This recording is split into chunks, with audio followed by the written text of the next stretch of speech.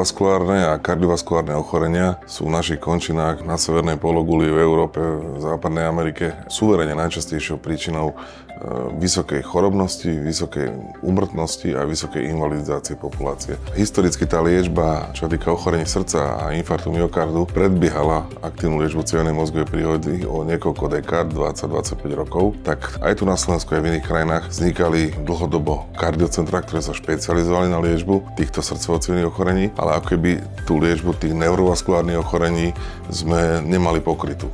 My sme prišli s víziou toho, že treba tu vybudovať jedno komplexné neurokardiocentrum, kde bude pod jednou strechou tak neurochirurgický program, ako aj kardiochirurgický, ktoré slúžia ako podpora na miniinvazívnu liečbu, ktorá je dominantná v liečbe už obidvoch typov ochorení.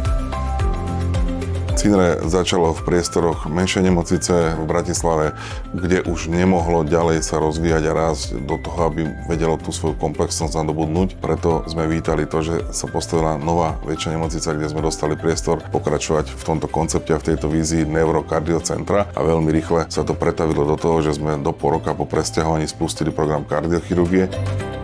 Po presťahovaní sa do nemocnice Boris sa pre nás otvorili nové možnosti spolupráce s ďalšími medicínskymi odbormi. Typickým príkladom spolupráce nášho centra s ostatnými klinikami je napríklad operácia gravicového tumoru, ktorý prerastá do dolnej dutej žily, kde je nevyhnutná spolupráca kardiochirurga, urológa, neurológa, ostatných špecialistov.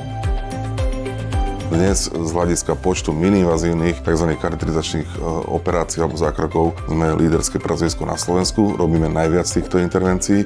V mnohých oblastiach, napríklad liečbe mozgových aneurizm, miniinvazívnej liečbe mozgových aneurizm, sme dokonca jedno z top 5 pracovísk v Európe. Pacient, ktorý absolvuje operáciu u nás, nie je potrebné ho posielať na ďalšie vyšetrenia do inej nemocnice, do iného zariadenia. Všetko vyšetrenie, celá diagnostika, celá operácia a následne pooperačná starostlivosť je možná v našom zariadení. Naša klientela nie je lokálna, ako majú ostatné kardiocentrá, ale je z celého územia Slovenska. Robíme okolo 5 500 operácií a hospitalizácií ročne.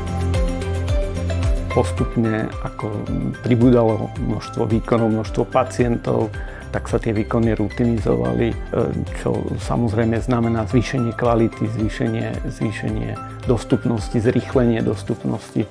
A to je asi to najdôležitejšie pri tom, ak chceme budovať nejaké centrum excelentnosti.